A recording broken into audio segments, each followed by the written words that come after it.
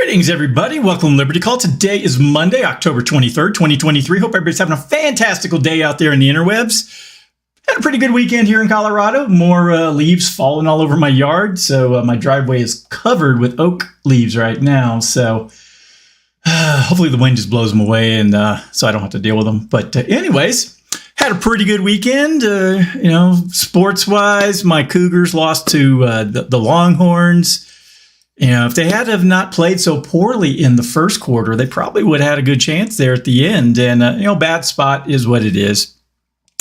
And the Astros played like dog do last night. I don't understand it. I mean, my boys here just cannot play well at home. And, my wife and I have probably watched, we probably only missed maybe 4 or 5 games all season watching them on the dish. And, they just play like crap at home.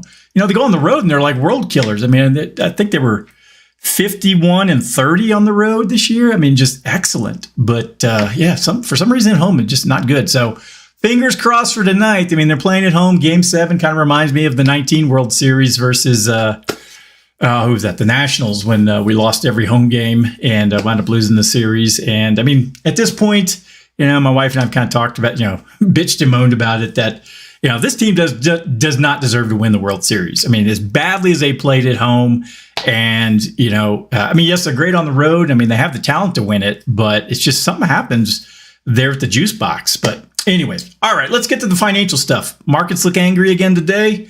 Can't help anything about that, but I can help people position themselves so they can take advantage of it. So we'll get to that later in the show. So anyways, if it is your first time watching Liberty Call, I'm glad you're here. Thank you very much. I know I've been rambling for 2 minutes. And if you could do me a favor, give me some thumbs up, likes, shares, subscribes, follows, press the notification bell because you want to know when I go live because you don't want to miss this brilliance that I talk about. All right, let's get into the numbers for today. The Dow Jones was down 190 points, 0.58%. Closed at 32,936. The S&P 500 was down 0.17, closed at 4217. NASDAQ up 0.27, closed at 13,018. The VIX was down 6.17 today. It's at 2037. Canada down 0.36. Brazil was down a third, and Mexico down 0.16.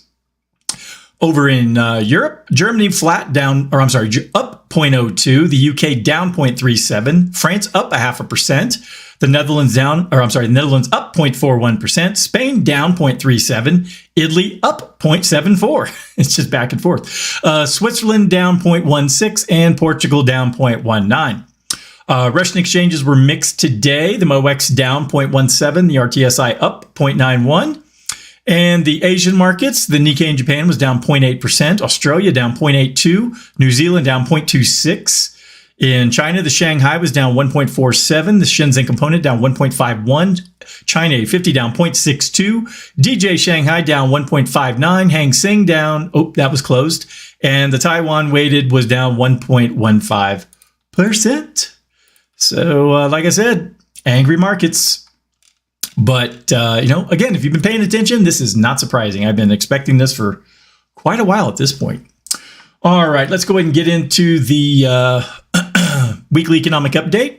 Rising bond yields and uncertainty over whether this was the close of the Fed's rate hiking cycle dragged markets lower last week despite solid corporate earnings results.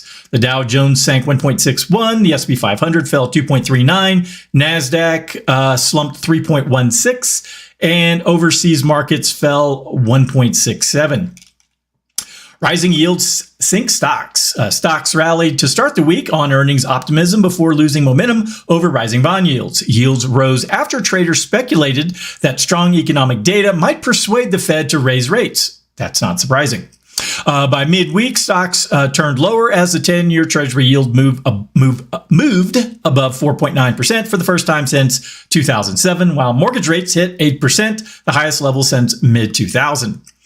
Stocks were under pressure Thursday as the 10-year Treasury yield moved closer to 5%, and in response to comments from Fed Chair Powell, the inflation remained too high, with the 10-year Treasury yield crossing above the 5% mark on Friday and ahead of the weekend of uncertainty in the Middle East. Stocks weakened further, ending a down week on a sour note. Economic strength and housing weakness. The economic data continued to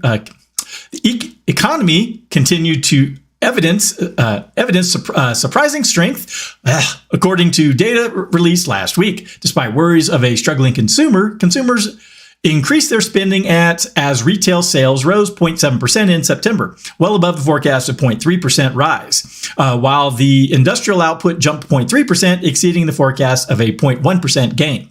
There were also updates to the state of housing. Housing starts rebounded 7% from August, though permits, an indicator of future housing starts, declined to 4.4% month over month. Existing home sales were weak, falling 2% from August and 15.4% from a year ago. Existing home sales are on track to record their slowest year since 2011.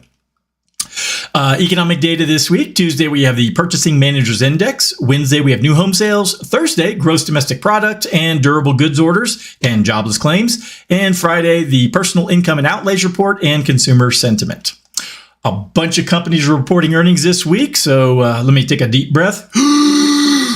Microsoft, or on Tuesday is Microsoft, GE, Verizon, Alphabet, General Motors, Coca-Cola, Texas Instruments, HCA Healthcare, Nextra Energy, Kimberly-Clark, Sherwin-Williams, and Donahue Corporation, and Pulte Group.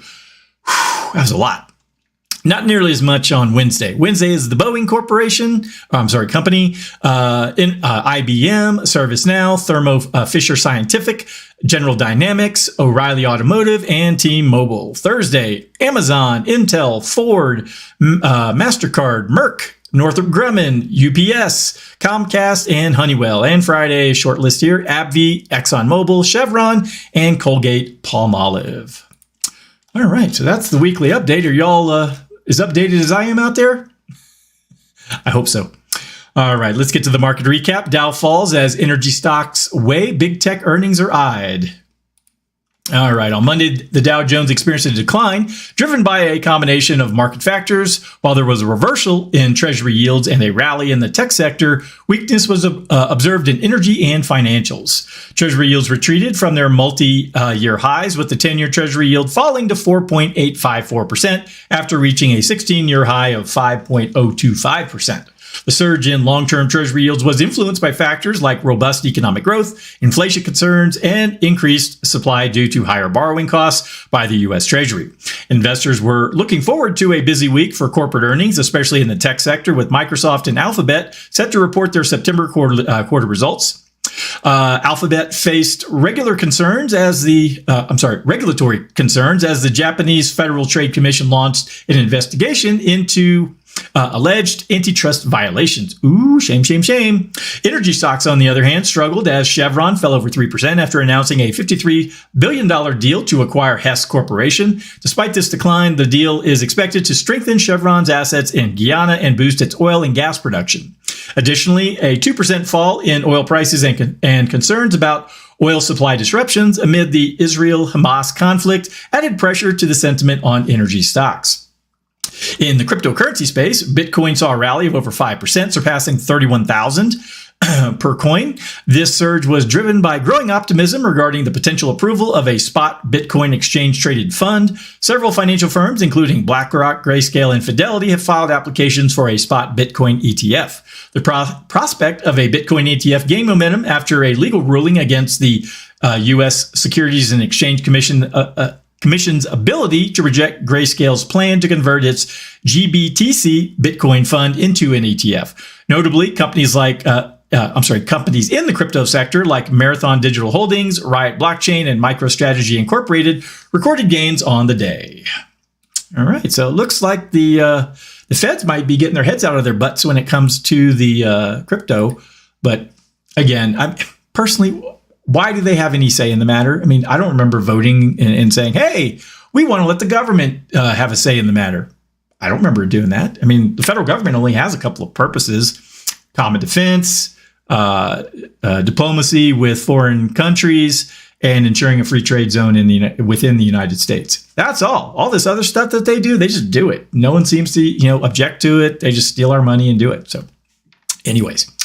All right, let's get to the last article of the day. It comes from our friends over at First Trust, Mr. Brian Westbury. This week's article is titled Growth Surge in Q3 Masks Weak Trend.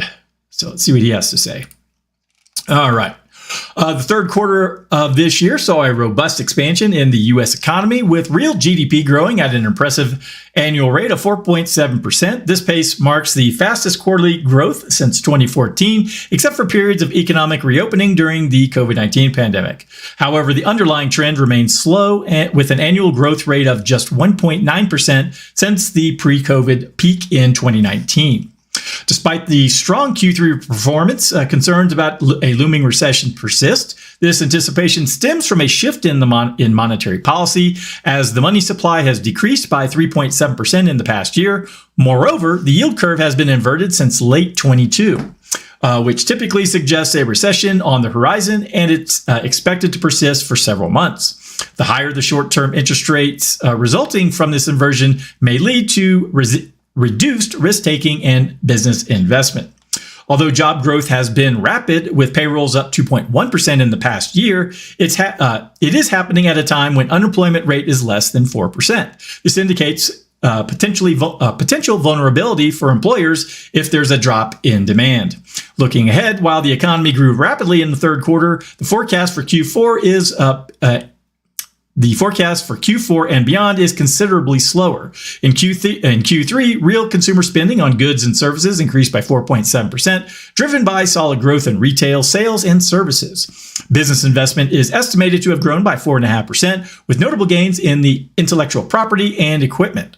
Residential construction expanded at a rate of 7.5%, showing resilience despite higher mortgage rates. Government purchases of goods and services also contributed to growth, with a 1.8% rate increase. The trade deficit shrank in Q3, and net exports are expected to add to real GDP growth. Additionally, inventories grew faster in Q3 than in the previous quarter, which is a sign that they may contribute positively to GDP growth. In summary, the U.S. economy displayed vigorous growth in Q3, but the outlook for Q4 suggests a significant downturn, reflecting concerns about monetary policy, potential risks to employment, and other economic factors. It's good stuff, isn't it, folks? And get a nice view of Jake's underside. He's laying upside down. So sorry for the dog pornography there for a moment. Anyways, all right. Well, that's everything I had for today. If anyone needs anything from me, please go to dsafinancialgroup.com. All my contact information is there. I hope you have a wonderful evening, and I'll talk to you guys next time. Adios.